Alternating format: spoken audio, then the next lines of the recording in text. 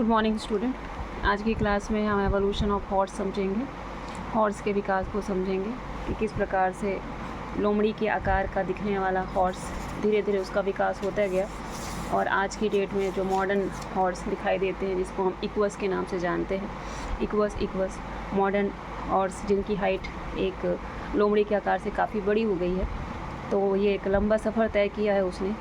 इस लोमड़ी के इंच से लेके इतने लंबे इंच तक जो उसमें चेंजेस आए हैं, जो परिवर्तन आया है, उसको विकास के दृष्टिकोण से समझा जाता है, जिसे एवोल्यूशन ऑफ हॉर्स कहते हैं।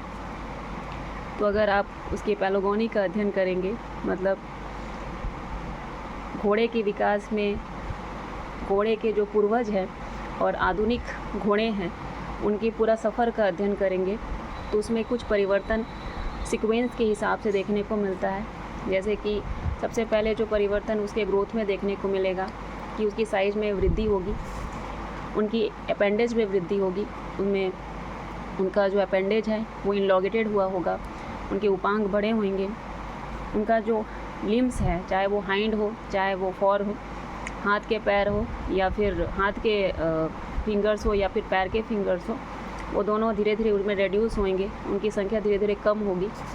बैकबोन जो पीठ होगा वो धीरे धीरे वो स्ट्रेट होते जाएगा, सीधा होते जाएगा।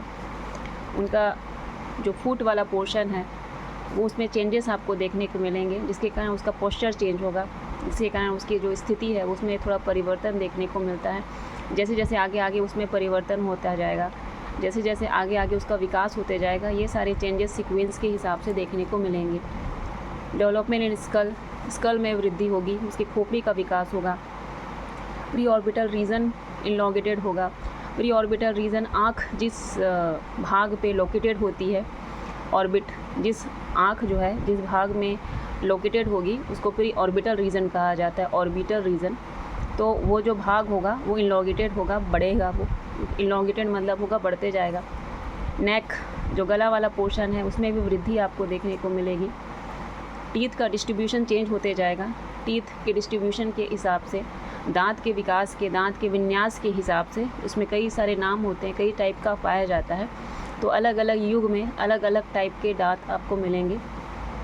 ब्रेन का साइज़ इंक्रीज़ होते जाएगा, जैसे जैसे आगे बढ़ते जाएंगे ब्रेन का साइज़ जो है वो इंक्रीज़ होते जाएगा। तो ये आपको सीक्वेंस से देखने को मिलेगा।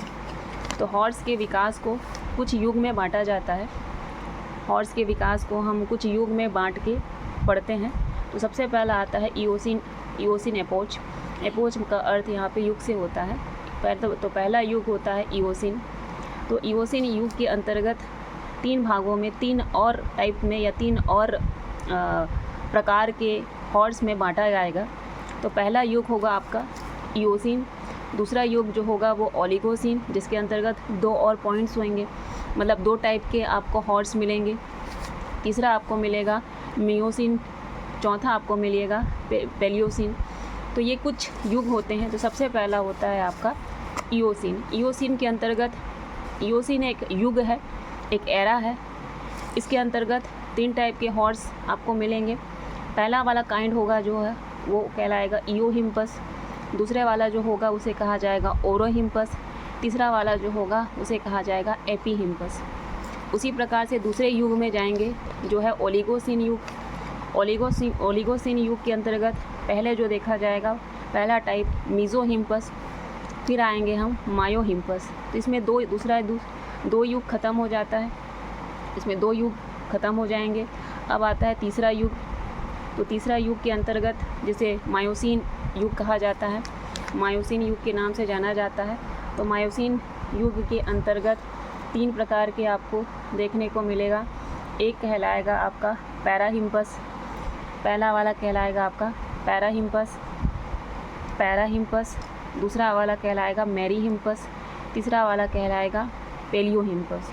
तो तीसरा युग जो मियोसिन युग है उसको 3 भागों में डिवाइड करके पढ़ा जाएगा, पैराहिम्पस, मेरीहिम्पस और पेलियोहिम्पस। चौथा युग है, चौथे युग को पेलियोसिन युग कहा जाता है, पेलियोसिन एपोच। इसके अंतर्गत पहला युग हम जो पढ़ते हैं प्लीसीहिम्पस। दूसरा जो होता है उसे मॉडर्न हॉर्स के नाम से जाना जाता है। तो मॉडर्न हॉर्स जिसको इक्वस कहा जाता है। मॉडर्न हॉर्स जिसको जो है इक्वस के नाम से जाना जाता है। तो इस तरीके से डिवाइड करके हम पढ़ते हैं।